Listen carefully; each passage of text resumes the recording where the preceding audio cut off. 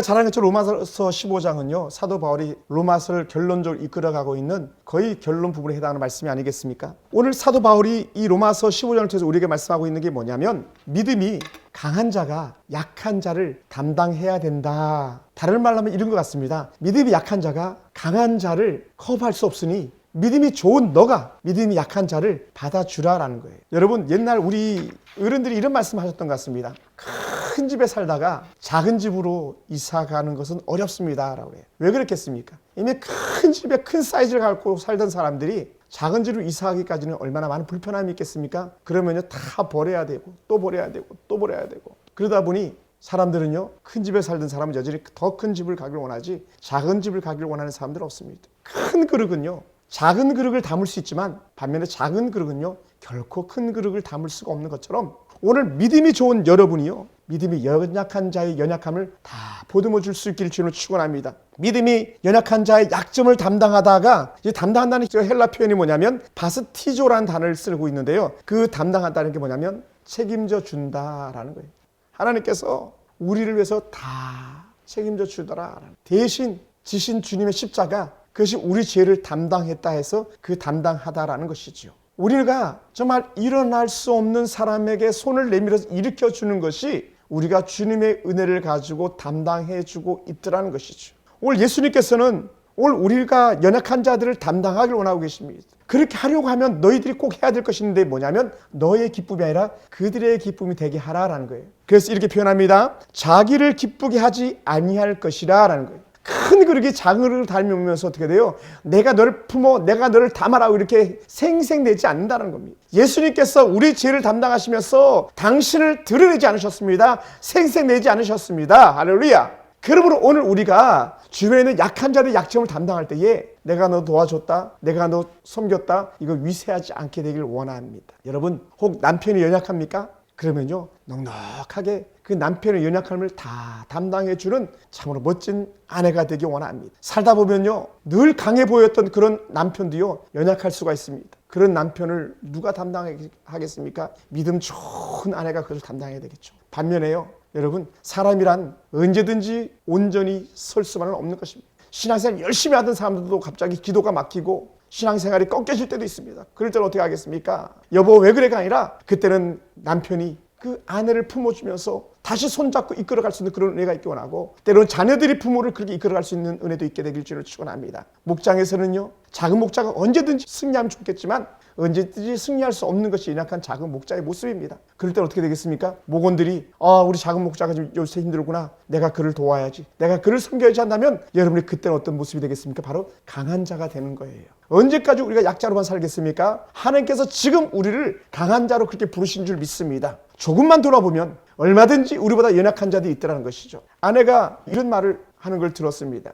구약에서도 그렇고 신약 예수님도 말씀하셨던 것처럼 우리는 나그네와 고아와 과부를 잘 섬겨야 된다라는 그런 기준을 주셨다고 그렇게 얘기를 했습니다. 그런데요, 우리나라는 지금 나그네는 거의 없죠. 노숙자를 흔히 나그네로 말할 수 있을지 모르겠습니다만은, 그러면 우리나라 사회복지가 워낙 잘 돼서 고아나, 죄송합니다, 미망인 된 과부들 혹은 독거 노인 어르신들 사회보장제도 잘 돼 있어서 거의 불편함이 없이 살아가는 것을 이렇게 보게 됩니다. 그렇다면 진정 오늘날 연약한 자가 누구겠는가? 오늘날 연약한 자, 약한 자가 누구겠는가? 과연 오늘 이 세대 속에서 나그네나 고아나 과부는 누구겠는가라는 거예요. 그것을 저는 이렇게 던지고 싶습니다. 지금 여러분보다 연약한 어떤 한 사람이 있다면 그가 고아고 과부인 줄로 믿습니다. 지금 여러분이 섬기는 교회보다 더 연약하고 힘의 교회는 미래 자립형 교회들이 있다면 그것을 흔히 미자립 교회라고 우리 통칭하는데, 더 쉽게 말하면 개척교회라고 말하기도 하는데, 그러한 교회를 돌보는 데 넉넉한 마음을 갖게 된다면 여러분은 오늘 이 시대에 여전히 예수님께서 말씀하셨고 또 구약에서 그렇게 많이 선지자들이 외쳤던 것처럼 나그네와 고아와 과부를 위해 살아가는 멋진 성도인 줄로 믿습니다. 이 15장 2절에서 우리가 각 사람이 이웃을 기쁘게 하되 선을 이루고 덕을 세우도록 할지니라 라고 말하고 있습니다. 하나님께서 그러면 우리가 어떻게 연약한 자를 담당하겠는가 했을 때에 이웃을 기쁘게 하라, 이웃에게 선을 행하라. 그리고는 한마디 더 툭 우리에게 던져주는 단어가 뭡니까? 덕을 세우도록 하라. 이것을 우리는 흔히 건덕이라고 말합니다. 세울 건자를 써가지고 덕을 세워나간다. 사랑하는 성도 여러분, 오늘 여러분은요, 이웃을 기쁘게 하고 있습니까? 이웃들에게 선을 행하고 있습니까? 이 시대 예수님의 마음을 가지고 살아가는 사람인 줄로 믿습니다.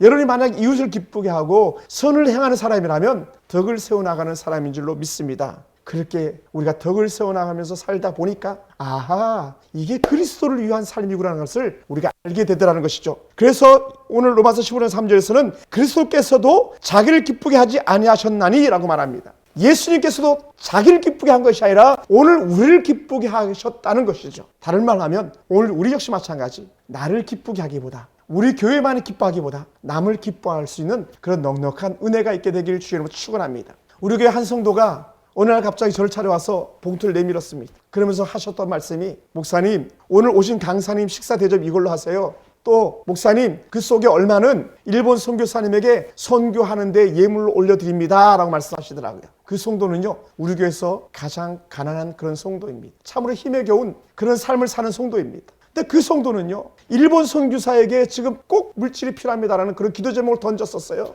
그랬더니 기도 제목에 하나님께서 당신에게 마음을 주셨다고 해서 그렇게 일본 선교사를 향하여서 큰 물질을 가지고 나온 것을 보게 됩니다. 그는 누구를 기쁘게 한 사람입니까? 일본 선교사를 기쁘게 한 것이 아니라 그는 하나님을 기쁘게 한 사람인 줄 믿습니다. 자기 물질을 비워가면서 하나님의 창고를 채워갔던 그 사람이 바로 오늘 이 시대에 이웃에게 기쁨을 주는 사람이었고, 이웃에게 선을 행하는 사람이었고, 자기를 위해서 사는 사람이 아니라 하나님을 위해서 살다 보니까 어떻게 돼요? 결국 하나님의 마음을 품고 살아가는 사람이었다는 것이죠. 저는 오늘 우리 교회 성도만이 아니라 모든 교회 성도들이, 이 땅에 빚된 그리스도인의 모든 자녀들이 나의 기쁨이 아니라 남의 이익을 위해서, 남의 즐거움을 위해서 살아가는 성도가 되었으면 좋겠습니다. 그래서 이렇게 말씀합니다. 예수님께서는 자기의 기쁨을 거절하다 보니까 어떻게 됩니까? 많은 사람들의 비방도 받았었습니다. 많은 사람들의 정말 그 책망도 들었었습니다. 그럼에도 불구하고 우리 주님은 여전히 그 비방 소리를 들으시면서도 불구하고, 그 책망하는 소리를 들으심에도 불구하고 여전히 주님께서 목적하셨던 대로 이웃을 기쁘게 하며 이웃에게 선을 행하는 대로 그 길 가다 보니까 결국은 내가 저 아이들 십자가구나 하면서 아버지 뜻대로 온전히 십자가 되시는 그런 주님의 모습을 나타내 보이셨다는 것이죠. 사랑하는 성도 여러분, 오늘 여러분은 누구를 기쁘게 하는 사람입니까? 여러분입니까? 이웃입니까? 하나님입니까?